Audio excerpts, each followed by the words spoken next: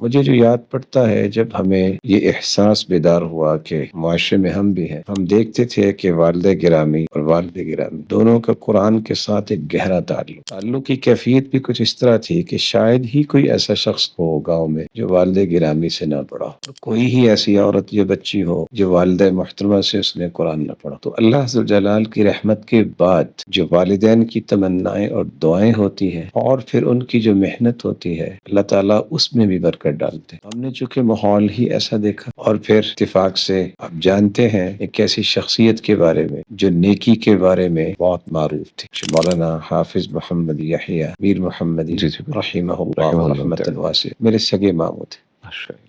دعوت کے میدان میں جو ان کی قد و کاوش تھی وہ سب کا علم ہے، اور بہت ہی دین سے تڑپ رکھنے والے اور محبت کرنے والے، بلکہ دنیا سے ایک بیگانگی کی کیفیت تھی ان کی کہ انہیں کوئی پرواہ نہیں ہوتی تھی۔ اس کے ساتھ ساتھ چونکہ میں بھائیوں میں سب سے چھوٹا تھا، بڑے بھائی جو ہمارے استاد بھی ہیں قاری محمد ابراہیم حفظہ اللہ وشفاہ وعافاہ ومتعنا اللہ بطول حیاتی، ان کی قرآن کی لگن بڑی ہی عجیب تھی۔ وہ ایک خود بخود راستہ جو ہے نا اس کا تعین ہونا شروع ہو جاتا ہے۔ اس کا مطلب یہ ہے کہ یہ ہماری اصل پراپرٹی ہے، ہم نے اس کی حفاظت کے لیے ہی کوشش کرنی۔